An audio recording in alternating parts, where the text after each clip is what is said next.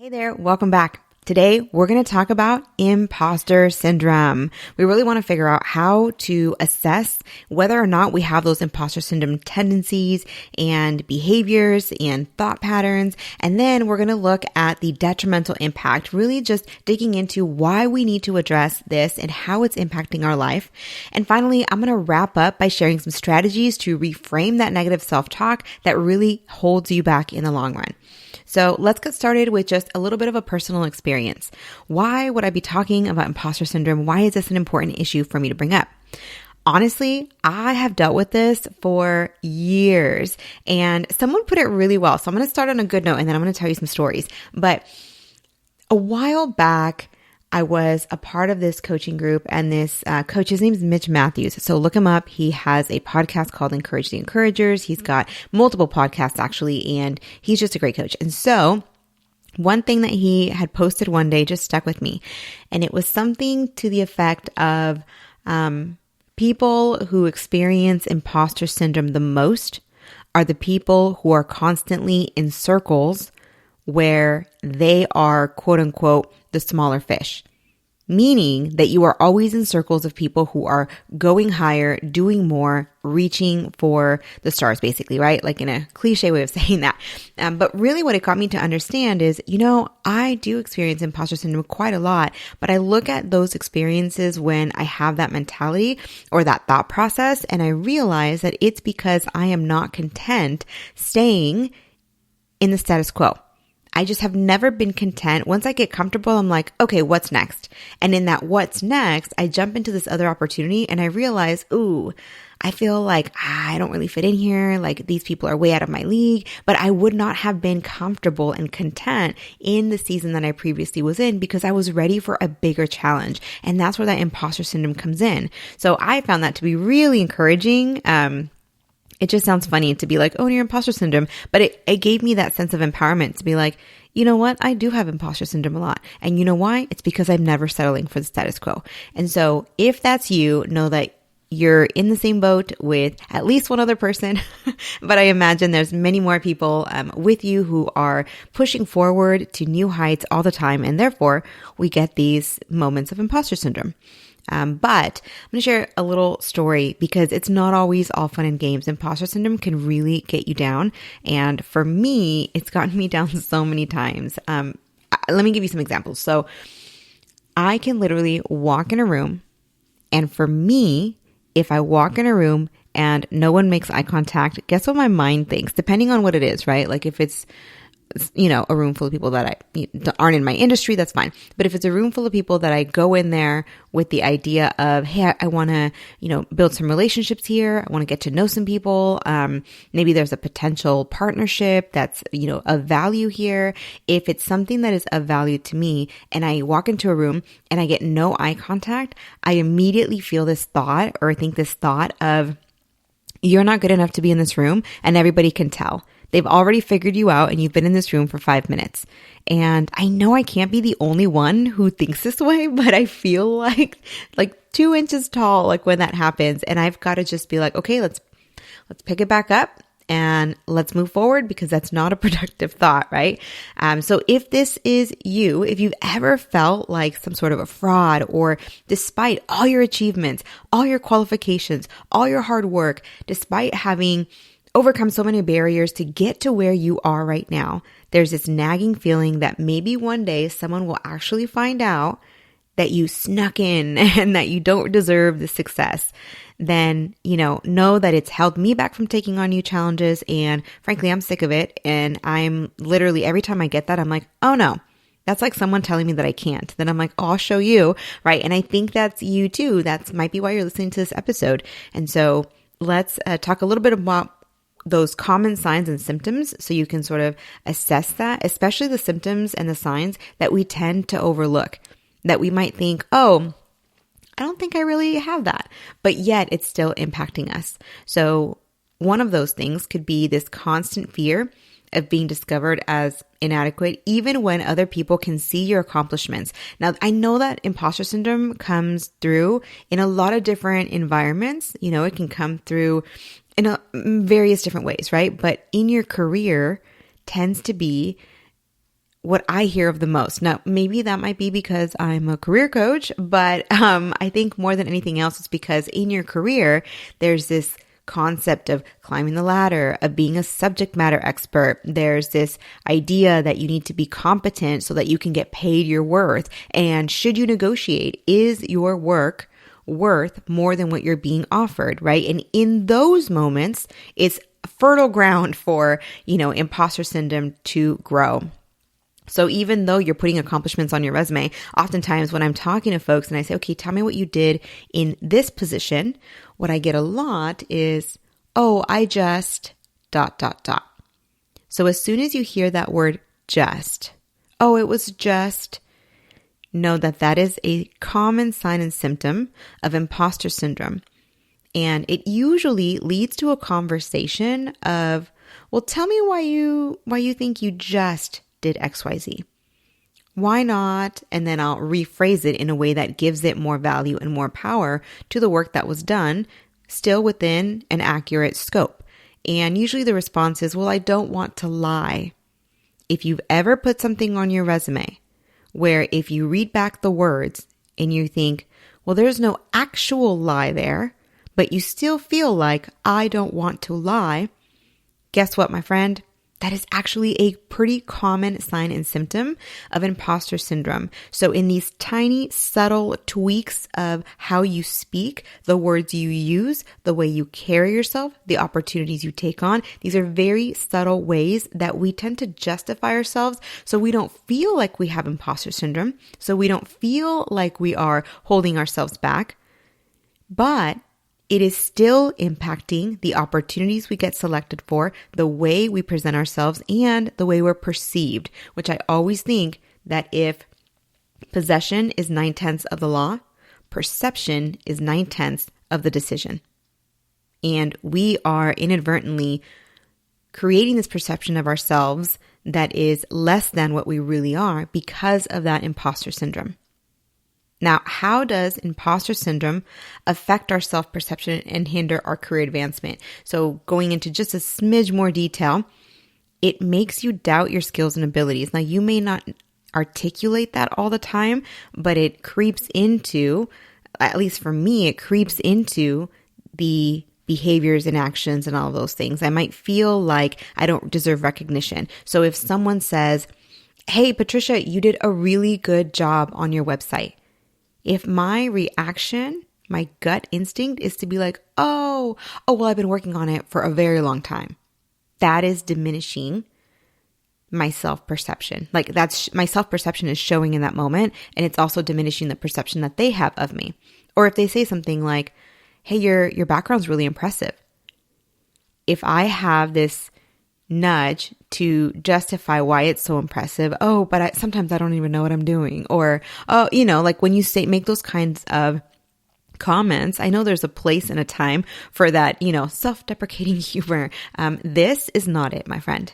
In your career, journey, in your career space, that is not the place for that self-deprecating humor. I know there's a place for it where you want to make yourself relatable when you're having a conversation with someone, but this is not it.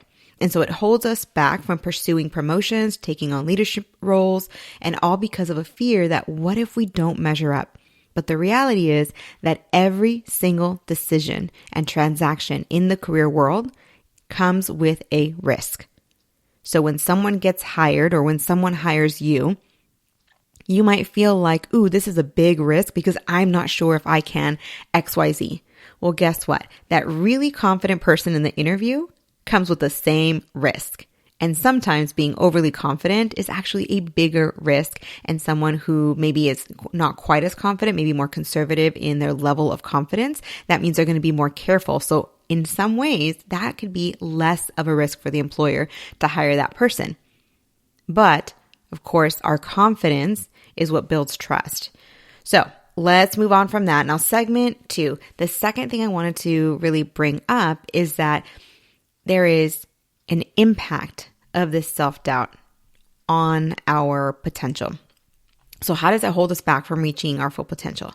Self-doubt really becomes this barrier that keeps us stuck where we're comfortable, where things are familiar.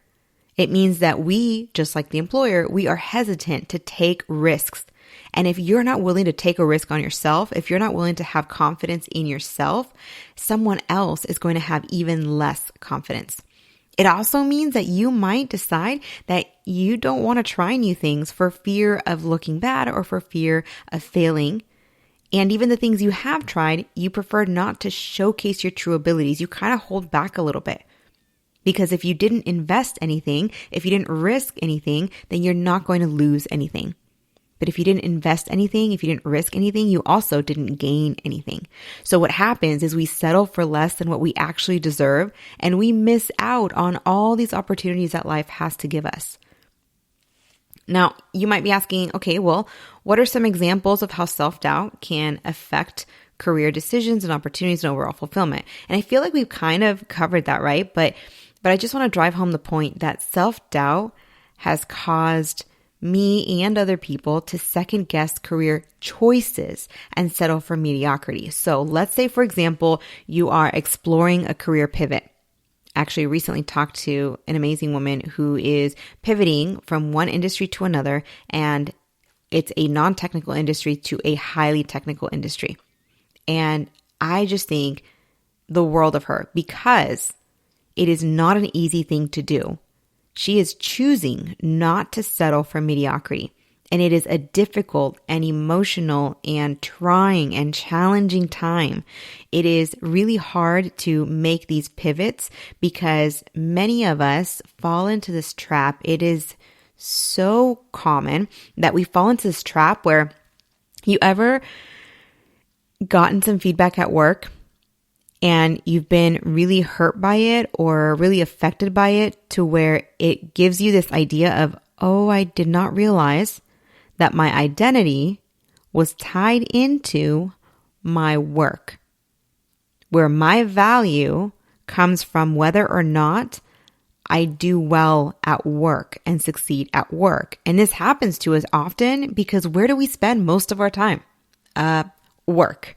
Who gives us most of our feedback? Work, right? And so because of that, it's just so easy to intertwine the work that we do with our own identities. And so the idea of saying, I'm not going to settle for where I am right now. I am looking to make a career shift. I'm looking to make a career change. You know, this whole idea of I'm not going to settle is breaking through that self-imposter impact. But if you don't do that, if you find yourself thinking right now, well, I kind of want to pivot. I'm not really happy where I'm at. And to be honest, I think it's like 75% of people that are in the workforce are not happy with where they are at. So ask yourself, is it imposter syndrome? Like, is that what's holding me back? Because if it is, let's break through that mediocrity. Let's not settle and let's go for what we actually want to do. All right. Now, what are some long-term consequences of allowing that self-doubt? There's the short-term consequences of career decisions and opportunities and, leadership, development, risks and things like that. But there's also long-term consequences. Over time, you can become stagnant, regretful, and dare I say it, bitter. Like, have you ever gotten to a place in your life that one day you just wake up and you think, how did I get here? Like, how did I ever get here? I remember I was vibrant. I remember I loved helping people. I remember that I felt like I was making a real difference in the world and that life was going somewhere. But how did I wake up hating Mondays, waiting for 5:00, always, looking forward to the weekend, and not in a way of weekends are fun and we get to spend time with our family, but from a sense of, I cannot wait until I am done having to slave around here and work all week long. It shouldn't feel that way. And over the long term, it's like, there's this saying that people make fun of me because apparently no one says it anymore, but it's like boiling the frog. If you boil a frog, the frog will actually not even recognize what is happening until it's far, far too late. It'll think it's in a spa. Oh, the water's quite warm. Oh, now it's pretty hot. And you'll boil the frog without the frog ever knowing anything is happening. And that's what happens to us, that we wake up one day realizing, how did I even get here? So If you feel like you haven't pursued your passion, and this isn't from a sense of like, go and find yourself. When I say pursue your passion, I mean, look into who you are as a person, your values, your strengths, your skill sets, your personality, right? What you feel your mission and your impact is in this world, and design a career that's going to help you realize that in your 9 to 5.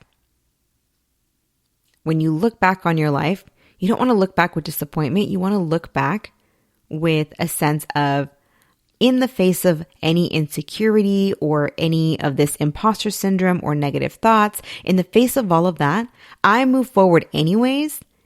And I got to a place where not only am I more confident because I overcame that self-doubt, but I absolutely love what I do now. I love how I've gotten to impact the lives of people, or the, lives of people through services or products or systems over the span of my lifetime. All right.